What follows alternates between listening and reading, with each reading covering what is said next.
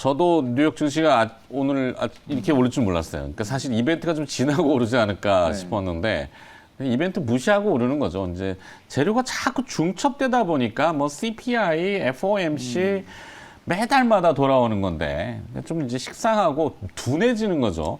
그래서 자꾸 같은 재료로 이제 뭐 하다 보니까 안 밀리니까 에라 모르겠다 그냥 올라가자 이래가지고 뉴욕 증시가 올랐는데 자 일단 뭐 테마는 그래도 오늘 또 계속 뭐 이어지겠죠. 테마 중에 이제 최근에 두 분이 말씀하신 식음료 테마, 식자재 이런 테마에서는 후쿠시마 오염수 이슈가 사회적으로 가장 큰 문제일 겁니다.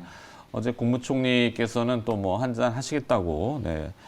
아 술은 아니고 네 뭐 그런 안잔하담을 이제 안잔하면 오염수를 마시겠다 이런 거 같은데. 그거 어떻게 하시려고 그러는지. 아니 물론 이제 그만큼 괴담이나 뭐 필요 이상의 것을 이제 확산시키지 말라는 불안한 건 사실이죠. 네. 그러니까 테마는 테마로 끝나길 바라는데 이게 보이지가 않는 위험이잖아요. 코로나 같은 경우도 눈에는 안 보여요. 사실 저희가 진단 키트를 통해서 발견을 하고 증상을 통해서 아는 거죠. 방사능이라는 것도 물론 생활 속에 방사능이 있죠. 근데 이제 조금 몇 가지 재료들이 중첩되다 보니까 이 방사능 테마가 어떻게 될지는 저도 모르겠어요. 근데 이제 휴대용 방사능 측정기, 이걸 또 계측기, 요즘 그 해외 구매 직구를 통해서도 판매가 되긴 하던데 국산 제품이 있긴 하더군요. 오르비텍 회사 거, 네, 있더라고요. 가격은 뭐 80만 원대인가 좀 비싸긴 한데 이제 그 검사를 좀 더 강화하겠다는 얘기들이 나오면은 좀 판매는 좀 늘겠죠. 뭐 주가가 어제 조금 반짝했는데 좀 지속적으로 봐야 될 것 같긴 해요. 그러니까 재료를 보시면은 가장 직접적인 재료는 이제 후쿠시마 원전 오염수 방출이 임박했다 소식이 계속 전해지고 있죠. 빠르면 다음 주 1, 2주 안에는 방출이 될 것 같습니다. 오염수 설비에 대한 시운전이 시작이 됐고 어민들은 격렬히 반대를 하고 있죠. 일본이건 우리나라건. 근데 뭐 어떻게 막을 수 있을까는 모르겠습니다. 자, 하여튼 그게 막연하게 이제 방사능에 대한 공포가 있고, 그게 이제 소금 쪽으로 먼저 염전으로 갔고, 염장식품 쪽에 또 움직였고, 이번에는 이제 방사능을 하여튼 개인이 어떻게 측정할 수 있는지는 잘 모르겠는데, 그런 게 있죠. 네. 그리고 또 두 번째는 직접적으로 북한의 이제 또 얘기인데, 오늘 아침에도 미국과 미국이 이제 대북에 대해서 경계 수위와 그다음에 경고성 발언을 했습니다. 뭐 핵에 대해서 언급이 되면은 즉각적으로 강력한 대응을 하겠다라고 했는데 북한의 동향을 보면 삼팔로스 북한 전문 매체죠. 어제 이제 보도 내용이 서해 발사장에서 새로운 액체 연료 엔진 시험 준비 정황.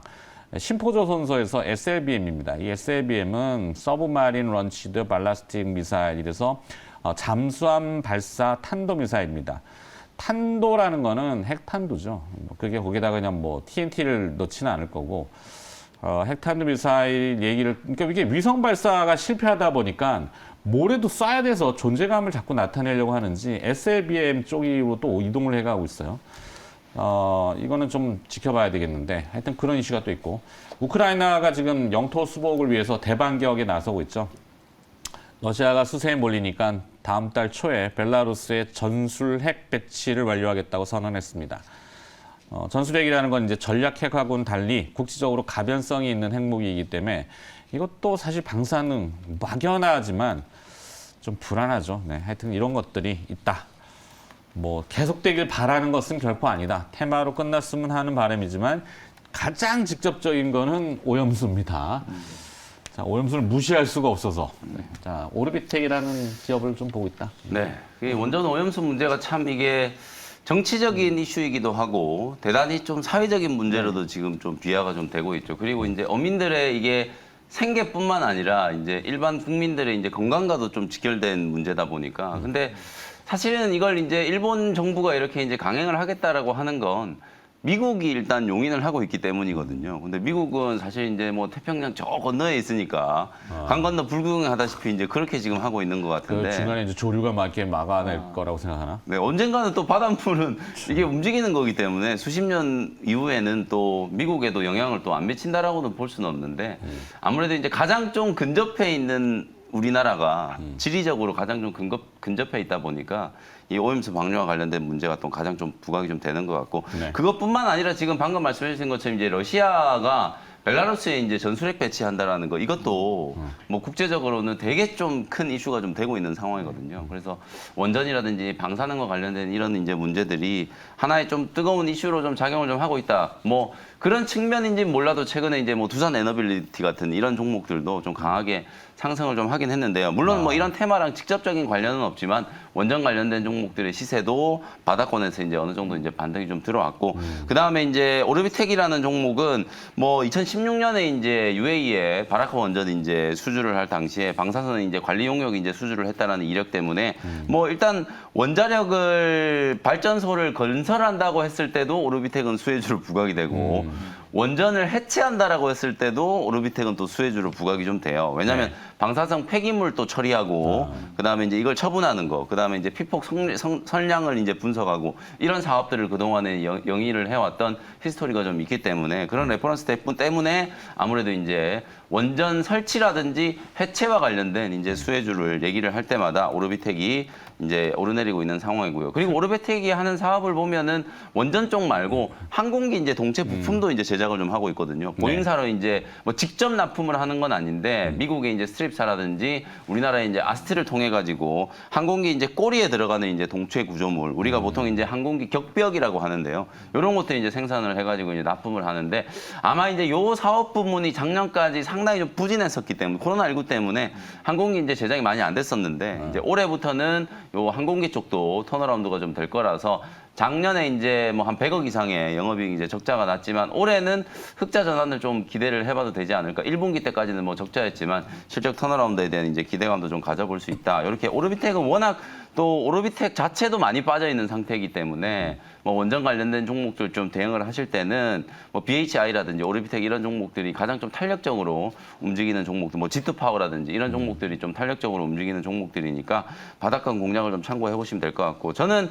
좀 추가해 드리는 종목으로 그냥 계속 오늘 식품주 말씀드리고 있잖아요. 네. 그래서 팜스토리 같은 종목을 오히려 조금 보면 좋을 것 같아요. 물론 어제는 뭐 장 끝날 때까지 또 소금 관련된 종목들이 주목을 좀 많이 받았지만 지금 벨라루스에 또 전술핵 배치한다라고 하고 우크라이나가 또 이제 수복을 위해서 총공격을 하고 있잖아요. 뭐 세계 도시를 지금 다시 수복을 했다라는 보도들이 어제 좀 나오기도 했는데 이게 이제 전쟁 또 장기와 관련된 우려 또 최근에 또 우크라이나에 그 댐도 이제 붕괴가 좀 돼가지고 이것 때문에 곧 이제 수확을 해야 되는 이제 시기가 도래할 텐데 작황이 되게 좀 안 좋을 거다라는 그런 우려들을 많이 하고 있거든요. 그렇다 보니까 뭐 단기적인 테마뿐만 아니라 길게 보는 이제 재료를 보더라도 이제 식량과 관련된 종목들이 좀 부각이 좀 될 거라고 봐서 팜스토리라든지 미래생명자원 뭐 이런 종목들이 식량 관련된 뭐 소금이 아니라 식량 관련된 종목으로 이제 테마가 이제 부각이 될 때는 움직이는 종목이니까 저는 이런 지정학적 리스크 원전과 관련된 이슈를 식품이랑 좀 연결시켜가지고 팜스토리라는 종목을 좀 추가를 좀 해보도록 하겠습니다. 그렇죠. 뭐 테마는 테마스럽게이긴 한데 그래도 테마를 무시할 수는 없고 개인 투자자분들은 선호하시긴 하죠. 네네. 저는 보면 이 후쿠시마 이 부분이 이제 7월달 이제 방류될 때까지는 아무래도 이제 이 테마주들이 이게 이제 단발로 끝날 것 같지는 않아요. 아마 방류 시작 뭐 이래버리면 또 예, 그때가 이제 고점이 될 수 있겠는데 지금 이제 전체적으로 이 흐름이 뭐 계속 이슈화되고 계속 얘기가 나오고 있기 때문에 이 흐름이 아마 이제 7월까지는 계속 이어지지 않을까 이렇게 보여집니다. 그래서 지금 이제 그 후쿠시마 관련해서 이제 테마주로 움직이는 부분들이 일단 이제 방사능 측정, 그다음에 이제 방사능을 중화하는 중화제, 그다음에 이제 뭐 아무래도 대정화금, 네. 현대 모양 약품인가? 뭐죠? 뭐 하나 또 하도 있던데. 많아가지고요. 뭐 이게 있어요. 그래서 네. 그래서 이 종목들이 요드화 네. 칼륨. 용어가 생각이 잘 안 나네. 네, 그 이제 그런 식으로 요도가 이제 중화시킨다 그래가지고 이쪽 관련주들이 좀 부각되고 있고 아까 이제 방금 얘기했던 오르비텍. 근데 이제 오르비텍이 가장 좀 실효성이 있지 않을까? 왜냐하면 이제 방사능을 우리가 이게 실제로 측정기. 나온다는데 어느 정도 나오는지 한번 측정해 보고 싶지 않겠어요? 예. 서울시에서 이미 그 건수를 2배 이상 올려서 네. 휴대용 방사능 계측기 아마 이게 좀 수요가 있겠네요. 네, 그래서 이게 좀 실효성이 있어 보이고 그 다음에 이제 반면에 이제 수산물이 뭐 미리 이제 사재기 한다 그래서 이제 오르긴 하는데 이 부분은 이제 만약에 이제 그 후쿠시마 이제 방류가 진짜 된다면 뭐 이 종목들은 오히려 이제 급락할 가능성이 크고 근데 이런 전체적인 분위기를 좀 본다면 아무래도 이제 먹거리 쪽으로 좀 가게 될 것 같고 그 수산물을 대체할 수 있는 게 닭고기, 마니커가 좀 유망해 보이지 않을까. 왜냐하면 7월 되면 또 7월이 또 한참 무더울 날씨잖아요. 네. 복날도 있고. 그렇죠. 네, 그러니까 삼계탕. 이게 네. 또 마침 수산물은 못 먹고. 이제 그러다 보면은 오히려 지금 마니커가 의외로 좀 크게 시세가 좀 나올 수도 있지 않을까. 왜냐면 후쿠시마하고 같이 엮여서. 그래서 수산물을 전체적으로 오히려 빨리 먹지 않을까요? 지금 미리 먹어야죠. 예.